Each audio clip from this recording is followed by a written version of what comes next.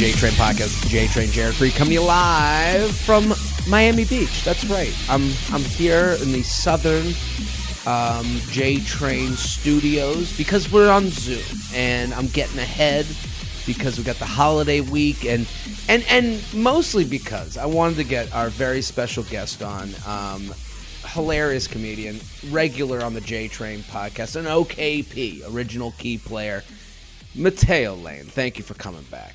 Hi, thank you so much for having me. So in Miami, I usually stay at the Standard. Have you been there before? See, the Standard, if we want to get into hotel talk, and people know I have an opinion on all these things, the Standard always feels like it's nice, but like hipster nice. Like they're like, here's a cigarette box that you'll be sleeping in, and then if you want a towel, it's, $10 for the towel. Like it always feels a little a la carte to me. But do you like it there? I do. I mean, it is one of those places, like, it's nice because they told us it's nice.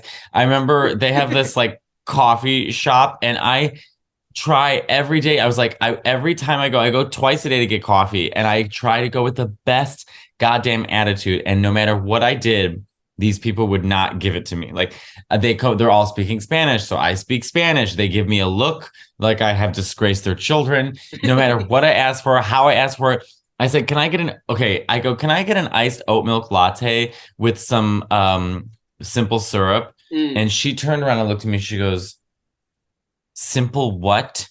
I was like, like sugar, simple syrup. She goes, I don't know what a simple syrup oat milk light latte is. And I go, yeah, okay.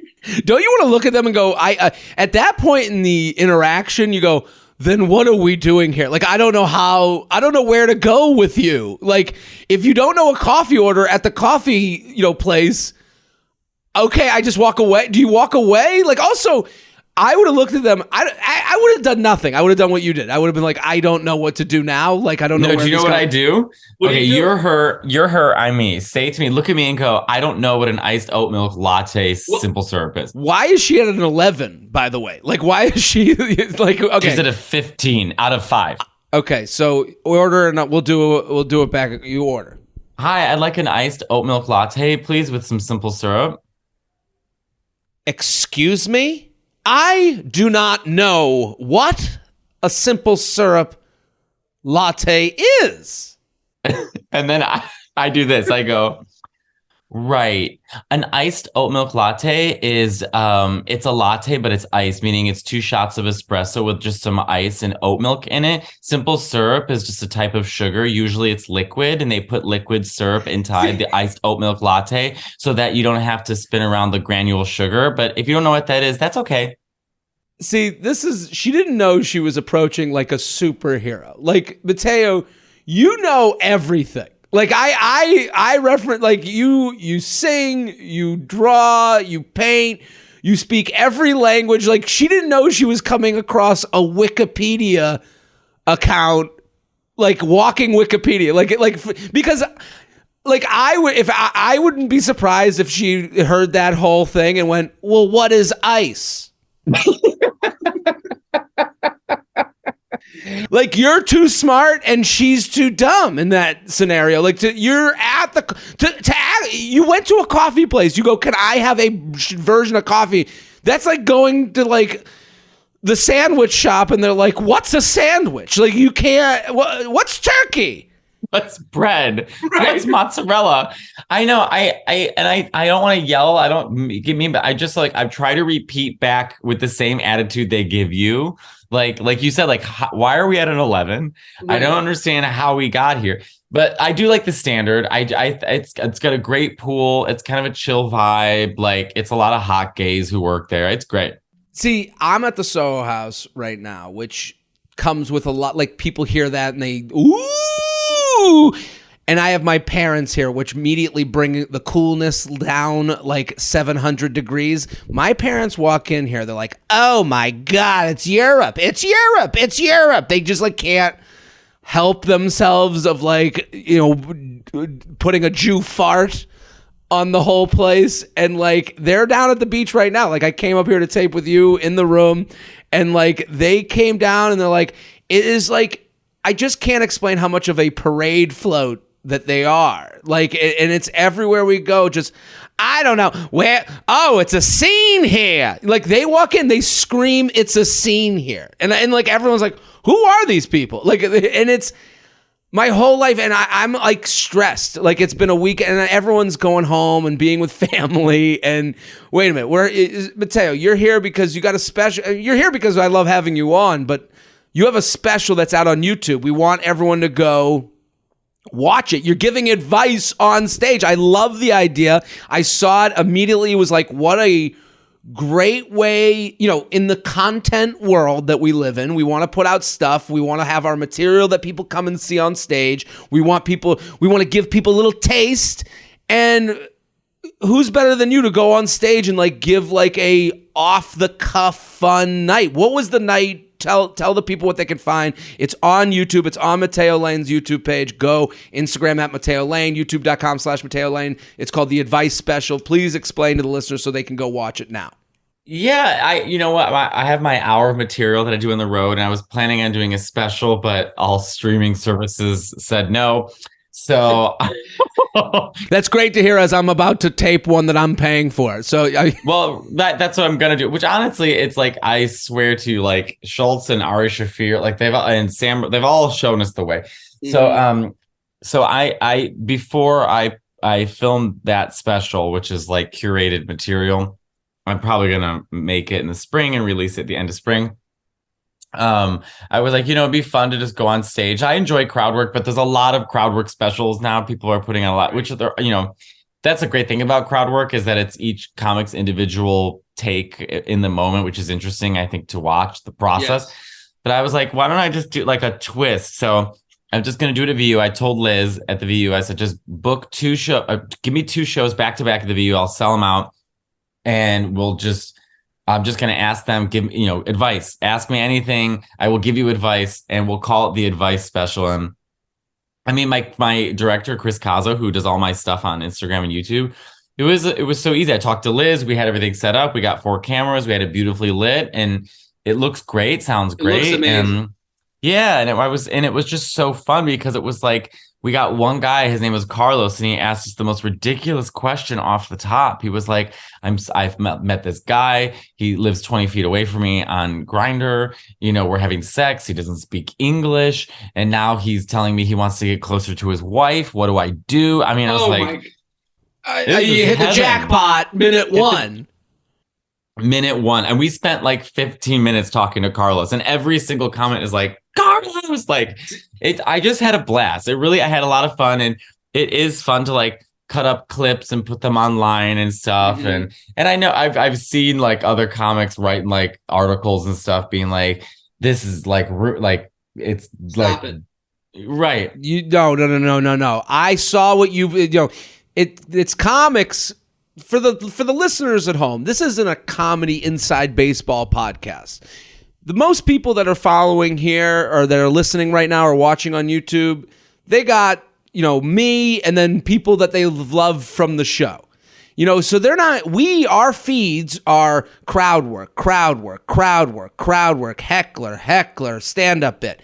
Their feeds, and I do trust this, the people listening right now, are once in a while they get a Matteo Lane coming up with a crowd work, and they go, oh, amazing, fun, look at this. And we have to get out of our own heads. I understand, because I've seen those articles. I saw you posted The Advice Special, and I knew exactly what you were doing, and I go, fucking awesome idea. Awesome. It's going to be fun. And here's why it's also going to be fun. And this is my, just off the top, and I didn't think of it until just now. Because of you have, gay men in the audience, the questions are a little more fun. I said the same thing in the special. I said the same thing. I was like, this is so much more different, because the questions here are, this one guy was like, yeah, I just had my neighbor leave a note on my door saying, like, can you buy blinds? And I was like, how often are you getting fucked that your neighbor, every time they're making coffee, is like, again? And then right. I said, you know what? Write back and say, you buy blinds. I said, here's what you're going to do. You're going to learn how to get fisted. And right. You are going to get fisted, get Windex, clean that window, actually right. Remove the window. and you do the worst thing you could think of. You get fisted while you do you're their doll. You act like you're the, what's it called? The puppet. You're the puppet, and then whoever's fisting you is the puppeteer.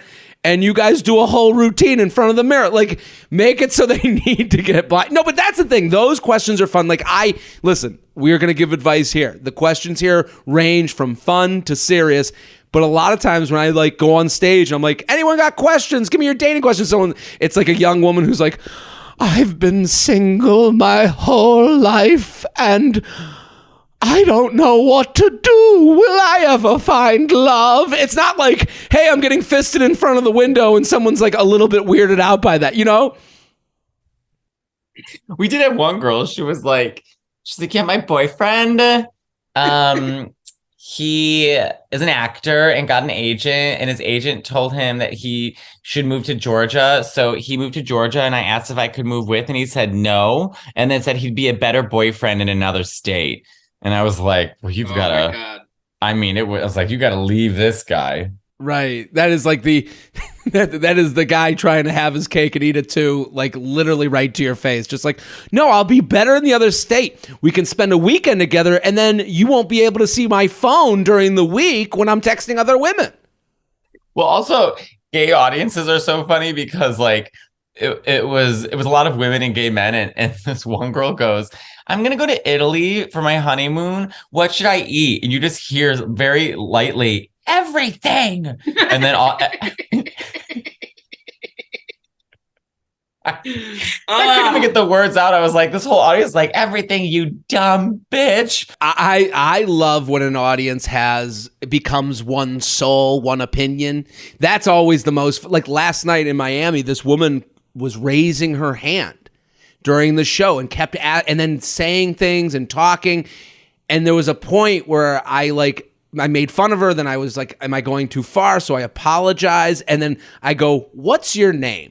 And the minute I said, I heard the whole audience like, no, bitch, don't talk to her. Like you could hear a collective like, stop it, Jared. Like, and I go, oh my God. And I acknowledge it. I go, everyone here hates you so much. They all, I go, we are so divided as a country, but everyone in this room agreed on one thing. They fucking hate you. And I was like, it warmed my heart a little bit. I mean, the woman who I was making fun of, I don't think it warmed hers, but like, it was just like. She didn't have a heart to begin with. Right. It's nice to see when an audience does that. So I'm pumped. Everyone go watch Matteo's special, the advice special, youtube.com/Matteo Lane. It's going to be in the description of this episode. We'll have the link. I'll link to it on my Instagram. Go follow if you don't follow Matteo already. Just one of the funniest people alive. So amazing. I'm so happy you're here. People, we're sponsored. Looking to get warm around a fire this holiday season. Let Solo Stove. God. So, right? The Solo Stove will be your portable fireplace no matter where the holidays take you. And during Solo Stove's holiday event sale, you can get a great deal on a Solo Stove fire pit. I love the Solo Stove, okay, because here's what it does. This time of year, it extends your home. If you have a backyard, it's too cold. You're not going to go out there. You want to have a beer and like enjoy the nighttime. Go put the Solo Stove out there. You now have a corner of your yard that is now a part of is a new living room. You've gotten a new living room. I love Matteo's laughing at me because he knows you would love a Solo Stove. This is the gay community would go, But I'm telling you right now, you're going to love a Solo Stove. Upgrade your backyard with a Solo Stove fire pit and create story-worthy moments without fireside fumes. If you're living in the suburbs and you got a yard, you got to get a Solo Stove. It's the perfect catalyst for getting outside, spending more time with family and friends. Solo Stove fire pits are engineered to be easy to use and are built to last. Lights with a few bits of starter, your fire is blazing in minutes. They're so confident you'll love it. They offer a lifetime warranty and a 30-day free return policy. Let the gifting begin. Shop Solo Stove's holiday event sale for huge site-wide savings. Get $10 off with promo code JTrain, a lifetime warranty, and free 30-day returns. Get an extra $10 off holiday deals at solostove.com. Promo code JTrain. Promo code JTrain. Okay, you ready, Matteo? I'm ready. I sent you this one because there's a text that we can read together. You ready? I'm opening it up right now. Yes. Okay. Post-sex etiquette. Hi, Papa JT. Thanks for being a ray of sunshine in our lives. I recently had an incident with a French man I was seeing for 2 months. You ever date a French man? I just got out of like a 5-month thing with a Frenchman, so I have many opinion. So you understand the culture. At least one. I was seeing for 2 months at least once a week. I'm moving overseas in a couple weeks, which he knows, so I was never attached. He was very good looking, great company until he wasn't. Note to self, never date a man your age again. Okay, well, that's your opinion. After a night of whining and dining, we went back to his place. He lost his hard-on, and let's just say his performance in bed was not impressive at all. Very rookie. On top of that, he wouldn't do the things I was telling him gently to do. It was getting late, and I had a lot of things to do the next morning. Naturally, being dissatisfied and busy, I got dressed after and said I was about to order an Uber. Talking on the couch, out of nowhere, he shot up and said aggressively, "What you just said was so rude. I want to be a gentleman, but you should order your Uber now." Unaware, I asked what I said. He gave no answer, so I said bye. A few days later, he explained on text attached, might I add, exaggerating, excuse his English. I'd like to know what is post-sex etiquette. If someone's shocking in bed and you're tired and busy, do you put on a fake nice act anyways? Okay, so you be the French man and I'll be her. So yeah. Go ahead. I think you're first. Well, the French man would be... okay. I'll be her. Ready? Mm-hmm. Hi. I'm still quite confused about what happened the other night to trigger that reaction. I apologize if I hurt you in any way. I think there must have been a miscommunication. Not sure what was said at all, if you'd like to tell me. Anyways, don't want to leave things on a bad note. I've enjoyed my time with you and wish you all the best, X. No, you didn't hurt me. I didn't get your thought reaction. Just the fact that you told me I do not really care. I enjoyed myself and what it matter. Looking at with some kind of indignant look. I get you had things planned, everything for the next day, but the fact that we didn't really finish, or at least I didn't take talking about sex, and literally 4 minutes later, they are completely dressed up ordering the Uber. I just surprised. I don't know your part of the story anyway. That is for the explanation. So, but I agree. I don't want to end in the bad note as well. I hope your week is going good. I'm so happy you're here to do this email, Matteo. What do you think about what happened here? I think that he was embarrassed by his performance, and because his ego was bruised, that he is looking for any excuse to make it her fault that he wasn't able to perform, rather than just being vulnerable and saying, look, I'm so sorry. I had too much to drink. I'm embarrassed to say it, but I couldn't get it up. And you know what? That's my bad. And I hope that we can do this again, and maybe a less glasses of wine. Right. I think that's, listen, we've all been there. I've been this French guy. No erection, no talent, rookie mistakes. I'm the Rudy of sex. 5 foot nothing, 100 and nothing, not an ounce of athletic ability. I've been Rudy Rudiger in bed. I get it. And you're right. What you have to do is like, hey, acknowledge, I know I've done a bad job.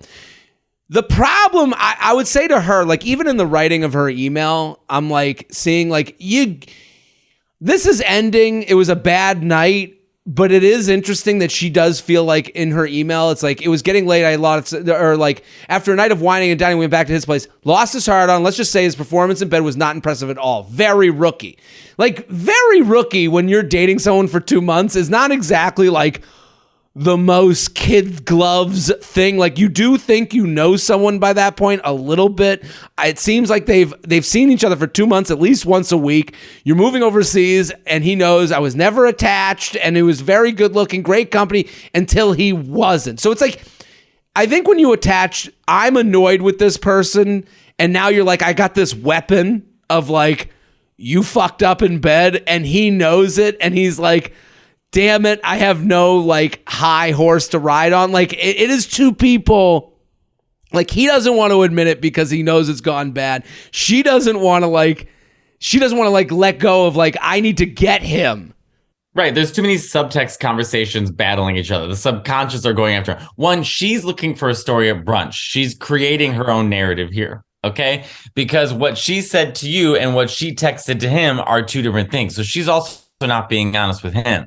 She says, I'm still quite confused what happened the other night to trigger that. I apologize if I hurt you in anything. There must have been a miscommunication. Not sure what I said. So she's already playing her own version of victim / superior, saying, look at how great of a person I am that I can admit this. I can say I'm sorry if I said something. But in reality, what she should have said was, I didn't have a good time the other night.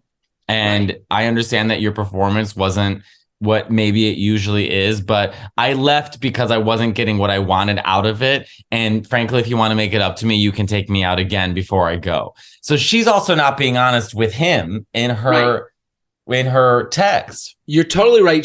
Someone needed to say the sex was bad. No one would say it. Like he won't admit it and she won't admit it. Right. Like her going, I'm confused. You're not confused. Stop being confused. Hey, it didn't go well last night. You don't even have to say your dick don't work. You can just go, it didn't go well. And you know it, I know it. I'm not mad about that. I'm more mad that when I'm gently telling you to do things, it felt like you weren't really listening to me. It felt like, I wasn't being heard while we were in bed. That is a more empathetic way to go. And she's already like, I'm leaving this guy. So she's not like, the problem is she's like yelling this as she slams the door in his face. She knows she's out. So it's like, she doesn't care about this guy, which is fine. But then don't go back to the guy you just slammed the door on and go, I'm just confused. She really wants him to say, I suck in bed. and he ain't gonna say it. He's never gonna say it. And I like that he's sort of like shooting blazes at her too. Like, well, you know what? You order your Uber and you said these rude things. A French person accusing someone else of being rude, which is, you know what I mean? Like, this is shocking. So yeah, I don't know. It sounds like they should never speak again. And it is funny that she's like, what's the best post-sex etiquette? It's like, the etiquette is to be honest. Like, when you leave doesn't matter. It's how you leave. Because she's hung up on this, like, I ordered Uber, I left. And it's like, that must be what he's mad at. No, if I had fucking limp dick and someone was like, hey, floppy, I'm out of here. Fuck you. I'd be like, I'd feel like shit. Yeah, that's a horrible way to go. If you woke up and you go, hey, I wish last night had worked out differently, but I'm just going to get out of here because I got things to do today. It doesn't matter that you got an Uber. There's two different ways to play it. And again, she's looking for answers from someone she just told us she doesn't like anymore. Also, let's not her trying to act like she's the bigger person in this picture when she's so petty. She's now writing to you on a podcast, revealing her one side and what she texted to you. And now we're discussing it for thousands of people to listen to. Like, this guy's limp dick has really gone much farther than anyone had planned. The dick that told 1,000 stories at 1,000 brunches and then ended up on the podcast. JTrain podcast at gmail.com, JTrain podcast at gmail.com. Here with Matteo Lane at Matteo Lane. Go follow immediately if you don't already. Matteo has a special out. It's the advice special. You're going to love it. Make it your date night. Make it your Sunday on the couch. Ended it after major anxiety. Jared, Feather, thanks for keeping us all sane and laughing in this dating landscape. A bit of backstory. I was in a long-term relationship for most of my 20s and ended it shortly before the COVID pandemic hit. Because of a strict upbringing and also some other health factors, I didn't date prior to this long-term relationship. Now that I'm dating at 34 and on the apps for the first time ever, I'm feeling totally behind. Case in point, I had a really intense first date with a guy, 29, over a month ago, and the date went so well, I ended up having sex with him in my car. We also went back to his place and had sex a few more times. Needless to say, our physical connection was really strong and the sex has been fantastic. Since then, he's made some effort to see me a few more times after the sexy first date, but just for drinks. We continue to have sex back at his place after 3 more drink dates and one invite to play tennis. After he blew me off on his birthday and a few weekends, I got frustrated. I suffer from an anxiety disorder and in my frustration texted him to end it. His response surprised me since I figured he he wasn't really into me. His inconsistency was also a turnoff. Days would go by without him texting me, and he always would give an apology and reason why. I also want to preface his sister passed away unexpectedly about a year ago, something he shared with me on the second date, so I want to be understanding of that. Is it unreasonable to want more responsiveness with texting after dating and sleeping together for a month?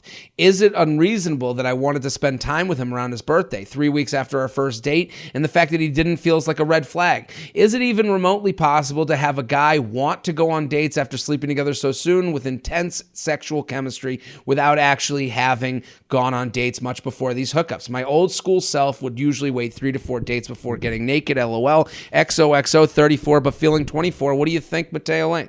I cannot imagine if I was sleeping with a guy a few times, 3 weeks in, inviting him to my birthday. Are you joking me? I wouldn't wave to him on the street. Right. I mean, it's like 3 weeks. Like, this is too much. Like, 3 weeks in, you're still in active listening mode. You're still with someone that you're on a meeting with. Like, oh, really? So your brother went, yeah. You have to, you're still in that mode. I also hate cilantro. Yeah. Oh, yeah. Oh, my God. Oh, we should get Chinese food one of these days. You know, like, it's all, you're still in the performance mode. And when you're at your birthday, you don't want to perform. You want to be with your friends. You want to be with your friends, and you want it to, and to be honest with this person, 3 weeks in with someone, you're still single. You want randomness. You want excitement. You want to open the present. Maybe it's a new set of titties. You know,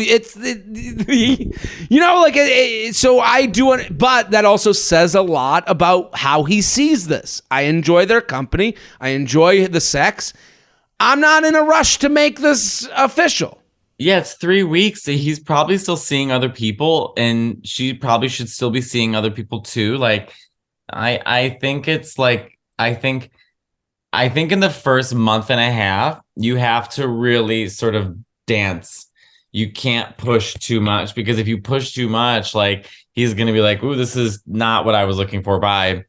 Like, or maybe he just wants a fuck buddy. And if that's not what she wants, then she should just stop texting him. Well, that's the one thing she asked. And considering her email, 34, never been in the dating game. She says, is it unreasonable that I want to spend... Oh, no, she writes, is it even remotely possible to have a guy want to go on dates after sleeping together so soon?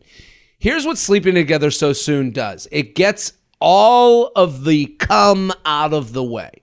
So you're getting the real version of him. You're getting the what he's at. Like, that's why you're getting the dad in a 20-year marriage version of him. Like, I don't want to go to dinner. Fuck it.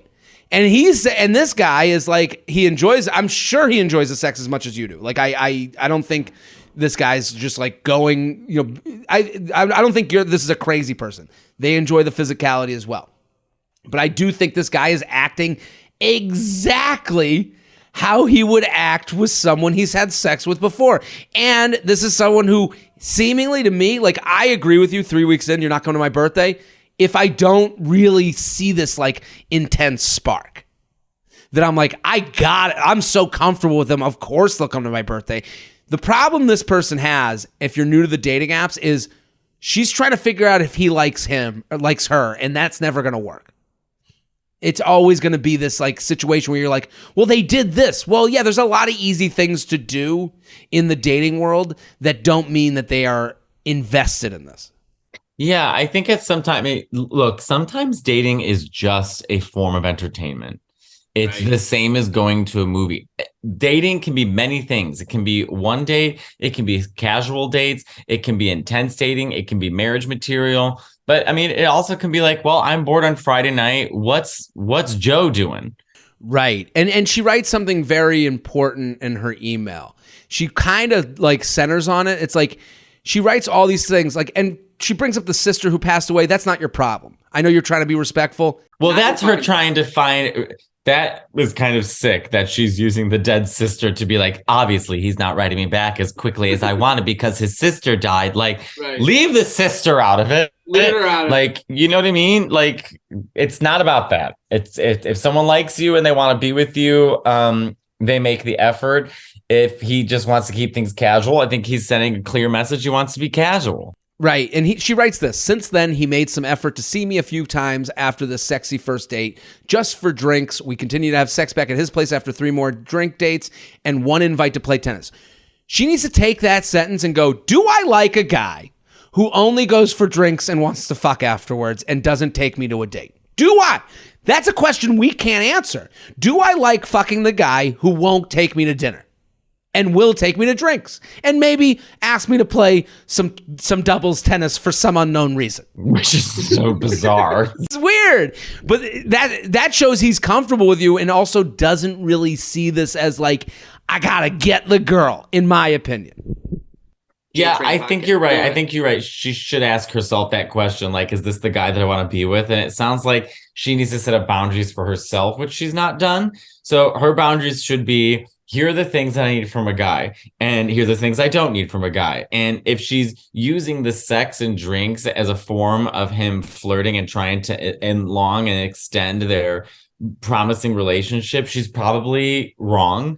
And she should probably be like, hey, look, I'm not into something casual, looking for something more serious. That's all she has to say. That's the thing, too. She's 34, new to the dating game. This is bumper cars. This is how you figure out. You have to figure out what you like by going through these things. Like, she's now taking the step. She's gone. We've gone on a few dates. Do I like this? You have to ask. And that's the thing in a relationship you don't get to do. In a relationship, you go, how do we work through this? Because I'm in this. We're not going to break up over this.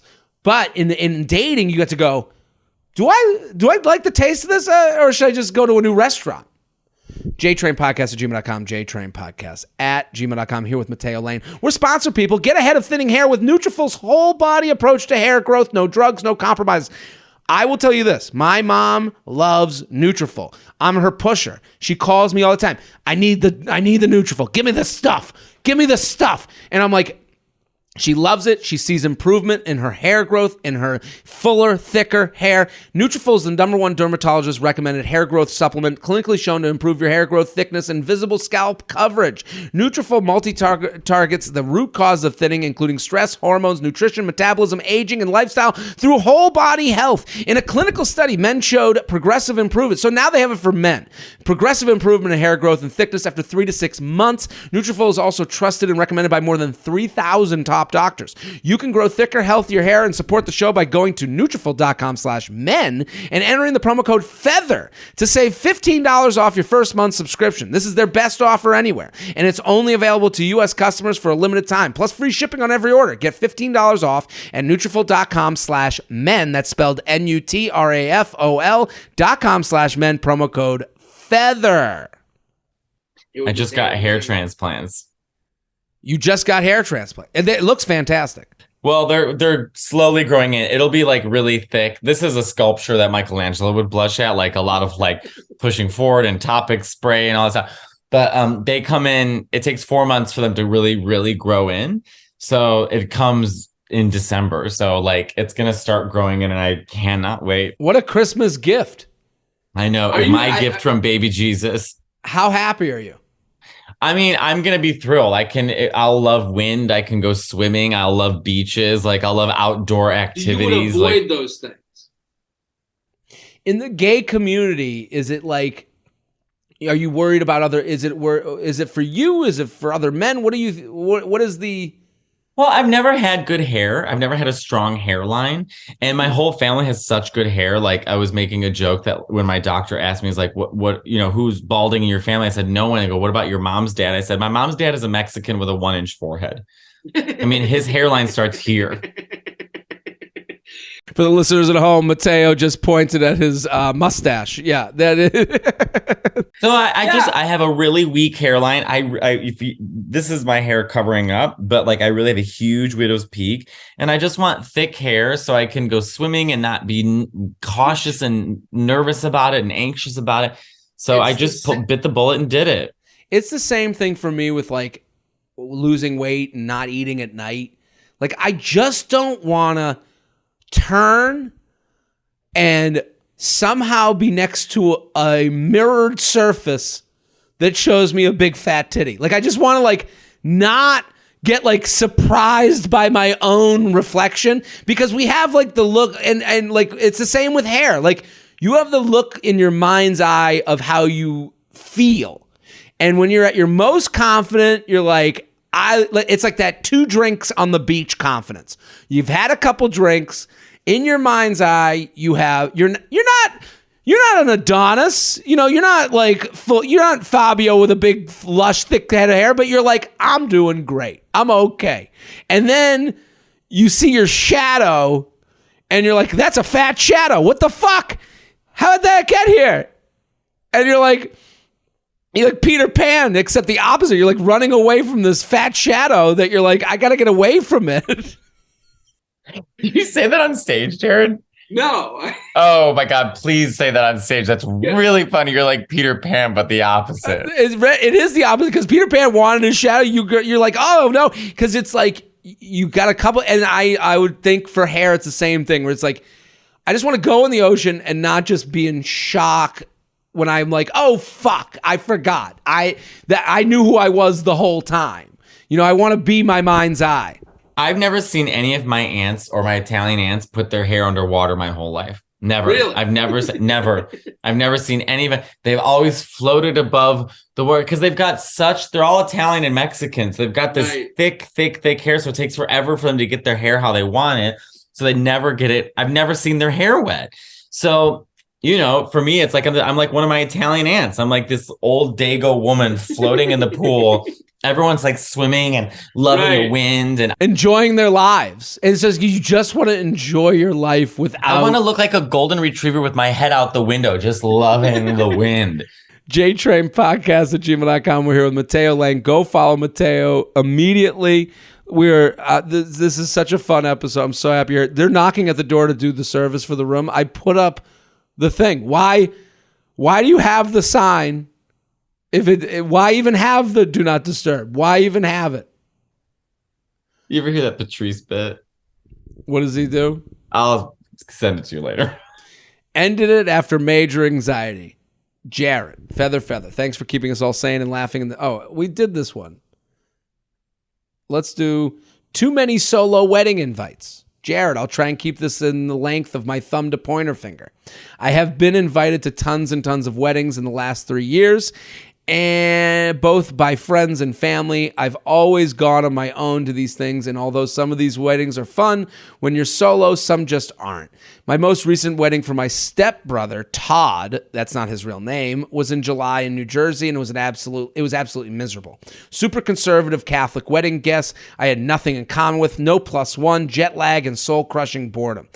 The whole night, my family was either busy entertaining their +1s, helping the bride and groom with last-minute wedding stuff, or taking care of small grandkids. Speaking of children, since I'm the only solo guest, I am usually the first to be called upon to watch the kids when their mom and dad wants to dance for a bit or get another drink. Because of all this, I've decided to not go to my other stepbrother's wedding next year, even if I'm offered a +1. This wedding is also on the other end of the country. We barely talk to each other. I've been to my 4 other stepbrothers' weddings already, and I pretty much know what I'm in for. My therapist gave his blessing for me to skip it, but I wanted your opinion on what to do. I'm nervous about creating a rift between me and my family, but ultimately this feels like the right decision for me. Thanks for all the laughs. Come to Vancouver, BC one day. Yeah, I'm planning a Vancouver date right now, so I'll be there. What do you think, Matteo Lane? Skip it. Really?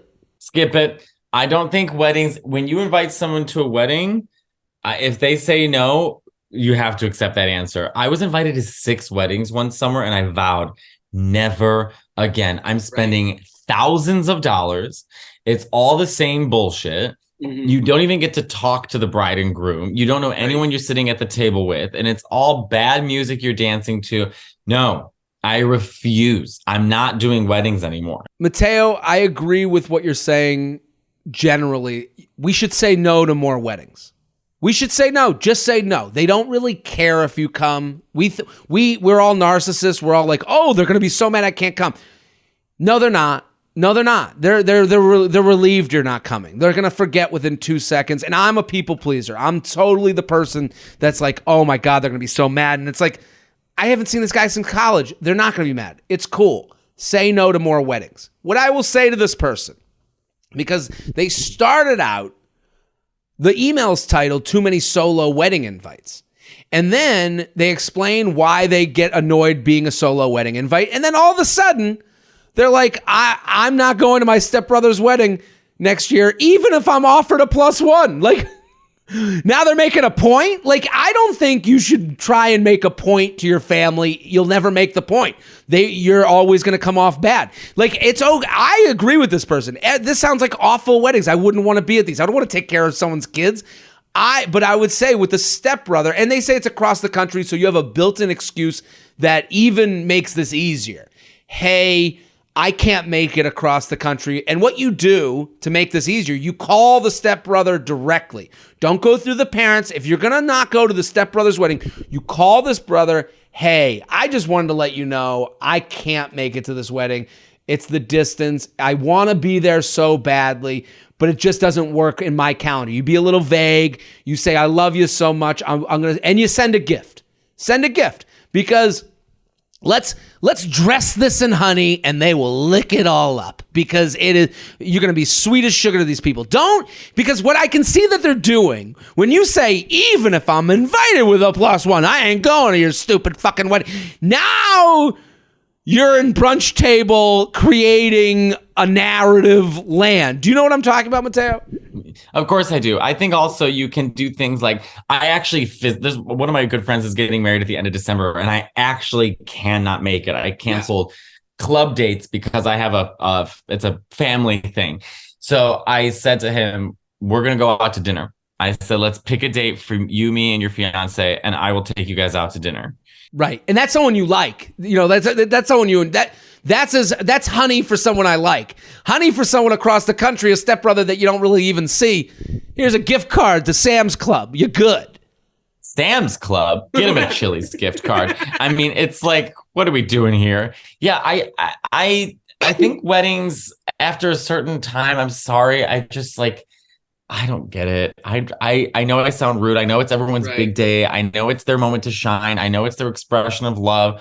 But it's like, bitch, there's 50% of marriages are divorced anyways, and I'm spending thousands of dollars to sit here and be like, eh. Here's the other thing. They already know these weddings are a bad time. So I've always given the advice, no one needs a +1, but they've already seen what happens without a +1. If they get invited with a +1 and you have someone that would be so much fun to make fun of this fucking garbage time with, that's a different story. If you're in this position where you're like, I don't want to go alone to a wedding, the way you deliver the message is through your parents. You go direct to the person to cancel. You go through your parents to let them know that you'd like to bring someone. Because then it's like, hey, she's always left to babysit the kids and she's seeing someone new. Is it possible? And then if we don't need them there. Unless there's a playpen, unless there's a ball pit, there's no reason to have the kids at the wedding. But every wedding, you're in the fucking church or synagogue or wherever you are, and it's like, do you take... and then someone has to get... And then we're all sitting there acting like it's not ruining the moment. Right. JTrain podcast at gmail.com. JTrain podcast at gmail.com here with Matteo Lane. I keep looking down at my recorder. I have one slice of battery left on the thing, and I'm like, do I change it? Do I keep going? All right, we're going to see. This is like the 8 nights of Hanukkah. We're going to see if this oil lasts. Okay, second chance or desperate. Jared, you're the best. Love you. Have been to 2 shows. Can't wait for the Betches Produced special. Let's get to it. Summer 2021. I was brand new to my city. Went on 2 great dates with this guy from Hinge. He pulled the I'm busy card after that, and we hooked up one more time. I was pretty into him and bummed about it. He came back around last December and again in March looking to hook up, and we texted a lot this summer trying to coordinate a hookup again, but it hasn't panned out yet. Sometimes he asks and I can't, and vice versa. I've also told him I'm looking for a relationship, and his actual response was, love that for you. Hey, I'm looking for something serious. Good for you. Want to come suck my dick? While you're waiting for that relationship, want to come suck on my nuts? No? Oh, okay. I don't know, but good. Keep looking, girl. But still keeps texting me. Power women, go women. Right. Here's the thing. I'm totally in a different place now than when we first met. I have a great job, different social circle, new haircut, LOL. I'm just established now and arguably hotter, and I wish he'd give me another chance for real. Am I totally delusional here? Ain't gonna happen. Should I just move on? Is there a normal non-despy way to be like, hey, I'm different now? For reference, I'm 31, he's 40. We don't follow each other on social media, so I can't drop a thirst trap either. This isn't Pretty Woman. No. This isn't Pretty Woman with you coming with your makeover and suddenly he sees things that the man said to you and you said, I'm looking for a relationship. He said, good for you. Right. He doesn't want a relationship. It has nothing to do with you. He wants to get his dick sucked and go on multiple dates. Walk away. What a lot of people have to understand is there's people out there looking for situations. And sometimes your situation with someone is really great. And it's not that they don't like you or like your personality. It's just, this is the situation you're always going to be. And that's why and it feels cheap. I understand from her angle. It's like, but he keeps coming back. So if you look at it from a different perspective, oh, he wants to fuck you and he doesn't want to spend time with you. And you go, you can look at it that way, or you can look at it, this guy doesn't want to spend time with anybody. And he's just looking for different situations that keep him happy. And he's thinking of himself. He's not going to be at a party and all of a sudden it's like, who's that girl? And then like, oh, who is she? New haircut? I never knew. I loved her. Like, her question is great because it's like, we can both agree it ain't going to happen, because your question isn't, hey, I just want to fuck him. You're going, could he see me as a potential partner? And you're like, no. He would see her as a potential partner if he saw her with someone else. Right. Oh, in a position where, yeah, but he's never going to see her with someone else. That's the other thing. Like, in this day and age of dating, like they met on Hinge. Like they met on Hinge, and he's like, it's not like he's like they're in the same high school, and then she dates the high school, the point guard of the basketball team, and he's sitting there going, oh my God, she is cool. Oh my God, look at her in a relationship. He's never going to. New haircut does nothing. New relationship, seeing you in the new relationship does a lot. You go, oh my God, she seems so chill in that relationship. I should have been done. The new haircut's for your gay friends. I think what she needs to do is, if he writes her, she writes back, no. Right. What I'm trying to say is she's got to play hard to get. She's made herself so available that he knows he can get away with anything, because basically she's taught him that she wants a relationship. He doesn't. He's going to keep getting his dick sucked, and but he can walk over her. So don't let him walk over you. Matteo, here's the problem. And I agree with you, but she has to believe it. It's like when I tell my parents, like when I tape my parents, they're hilarious. And then when they know they're being taped, they're like, hey, Jared, how are you today? They can't do it. They act like different people. When we say to her, you have to be hard to get, she can't. She can't. She has to dump him. She has to move on from him. She has to believe she's moved on from him. And then she has to hold the standard for him, not just anybody. He now has his own standard for you. When he comes back and he wants to hook up, you have to go, no, I'd hook up with other people, not you. And that's the thing. He has established a backstory that she has to remember. And it's like, he ain't gonna be that guy for you. I think she's just made it too easy for him. So you're right. She has to convince herself somehow, some way that like she's done with this and move on, so that if he approaches her again, she has the confidence to say no. Because that will make someone knowing themselves and what they want in their decision making makes them attractive. She needs to set up boundaries. Absolutely. And it's like, boundaries isn't getting a new haircut and being like, remember me? Like, I got bangs. The world is my oyster. Can you imagine? And he's like, I love that for you. Yeah. Oh, that's good. You want to come over and suck my dick? I'm imagining Elaine's boyfriend from Seinfeld, but what was his name? David Putty. Yeah, Putty. Like, oh, yeah, that's great. Oh, yeah. That's awesome. You want to suck my dick? Like, good for you. Love the bangs. Love that for you. Love that for you. JTrain podcast at gmail.com. Matteo Lane, the advice special. You got to go check it out. Long distance FOMO. Okay. I'm in my mid I have 20s. many opinions. Okay. Here we go. I'm in my mid 20s, have trained my whole life in a very niche performing arts career. I'm in my mid 20s and have done 3 degrees in my field and finally graduated in 2021. Since then, I've been gathering up work as a freelancer, though the goal is to eventually win a full-time position in an organization, which is incredibly competitive in my field and often never pans out for people. Recently, I took a big step by getting a job in an organization that pays well but does not perform on a weekly basis, and as a result, the salary is not enough to live off. Therefore, I and most of the other group members continue to freelance, but have stable work for part of the year. It's more or less a few weeks at a time every month or so. This job also gives me a bit more credibility in my field, which will hopefully allow me to gain more and more freelance work in that city. My problem is that this part-time job is across the country from where I've been living the last few years.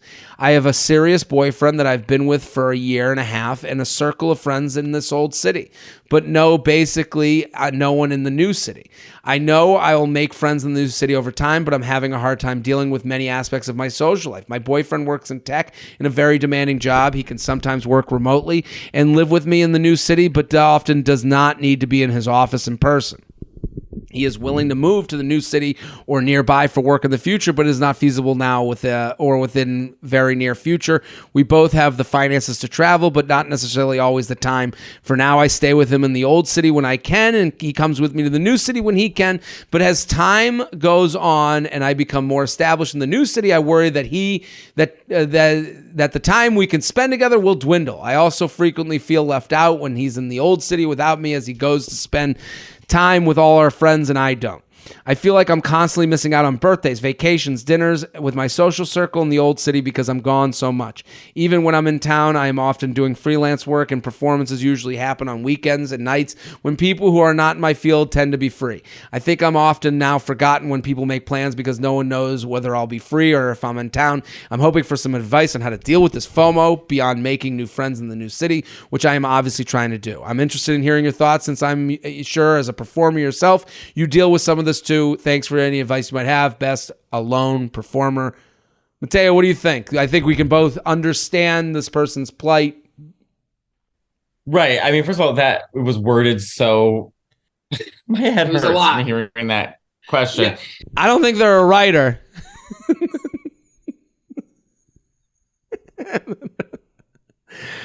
Must be in the music industry, because that was an orchestra she wrote. Okay, but go on. That was, yeah. So basically, we're asking, when you're a performer and you're a freelancer, you're traveling a lot, how do you maintain your social life? Or, right? I mean, what's the basic question here? That's the basic question. And I my first thought is, you don't. Sorry. This is how it works. There are things you lose when you go for the dream. They even said, like, this is a career that people try for and it usually doesn't pan out. Well, the ones that get it, they're not holding on to their high school friends and making sure they're at birthdays. You're not going to be at the birthday party. You're not going to be at these things either. And you have to decide, and we saw these people when we were doing stand-up. We saw the people that opted for the birthday party with their friends instead of the open mic. The ones that opted for, hey, I got this dinner party this week. And you'd be like, and I hated those people. I'd be like, you're not doing this. You're not giving up anything. Like, you're not giving up and listen, I have friends that I haven't seen in a long time, and they're always accepting of bringing me back. It's always good to reconnect. We always have to go over. It always feels like I'm on stage for them a little bit, because you got to update them on your life, because your life is just a little bit more variable, exciting, to put it, mildly. It's just different than theirs, so it's nice to hear about it at a party. But you can't have it all. This idea that you're going to go to birthday party, this is what you do to get the thing. And if you don't want the thing, that's okay, but you have to admit that. What do you think, Matteo? I think that it has to, not to get serious, but I think in certain, especially our careers, for example, they see us having fun on podcasts. First of all, this is a way for you and I to hang out, not making this up. Absolutely. Right. Number two, I think when you start something, especially in the performing arts, you have to have a real goal. And if that goal is to make it, then you do have to sacrifice everything. I mean, I moved to New York as a 25-year-old gay man, and I did not go out. I did not drink. I did not date. I did not. All I did, and Jared, you know this because I saw you every night, was open mics. Right. Monday to Monday. Every single night, I would leave work an hour early to get to open mics and do. My life was comedians. My community was comedians. My everything I was doing is about comedy. And yes, there's sacrifice. There's weddings I didn't go to, birthdays I didn't go to, family I don't see. But if your friends and family understand the goals that you have, then they'll understand that they need to support you in the best way they can. I've had this realization recently a lot where I'm like with you, I'm like, I've known you a decade. You know, like, and you become super close with comedians because, like, we are living this lifestyle. We are, we get together on a podcast and we open up to each other, like, in a way that is even more different than any of my friends in any other, like, part of my life. And it's like, I cherish those relationships. I love those relationships. And I know that they have replaced other ones that may have gotten closer had I not done this. But also, Jared, you the point, not to cut you off, but also you make a great point in the beginning where you say, too, it's like you and I remember those people that didn't have the eye of the tiger in the mind. Right. And a lot of people peel off. So the fact that you and I are friends after a decade, right? Part of that is also like we went through the trenches together. Absolutely. We stuck with it. Like, we wouldn't be friendly with someone. We know those people. We know those people that, like, half did it and then tell you that they're upset things aren't happening for them. And you go, you make that noise and you go, and to me, that story is more depressing than going for it and not making it. You know, the story of being bitter when you half tried is like, ugh. I'm like, fuck. And I look at that person and I go, you kind of have to go back to the beginning again and do it again. The trenches that you talk about that we don't want to do again. So especially to this person, go do the trenches full on, get involved. This boyfriend, it might not work out. These friends, it might not work out. And if that scares you more than enjoying what you're going for, then maybe this isn't for you.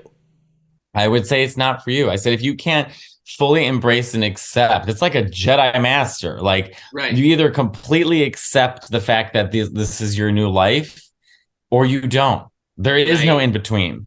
You cannot have it both. You're accepting it is a big, I remember that moment where I was like, this is it. This is the lifestyle. This is what's happening. And if, Pete, what happens is you have those friends that come back around and they'll pull you in a corner at a party. They'll go, I got to tell you, I can't believe what's going on in your life. That's so cool to see. Like, you'll get that from those friends that you're like, I thought you just fucking forgot about me. And you find out they're watching from afar. And, it is a nice... What she's dealing with is something that I think a lot of people in their usual lives don't really realize they're doing. They're playing to the script and they're playing for security. Security is the message drilled in our head that is the utmost important thing.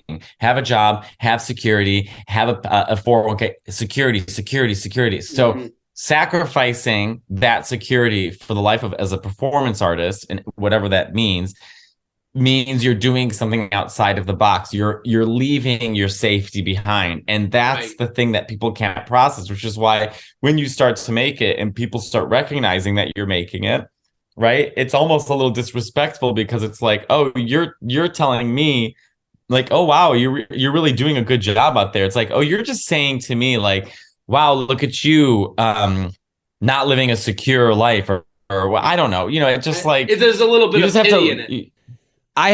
There's a pity in it, and I hear that from like people all the time. I believe me, I know exactly that. Like, wow, it must be hard, and I always respond with the same. I go, everything's hard.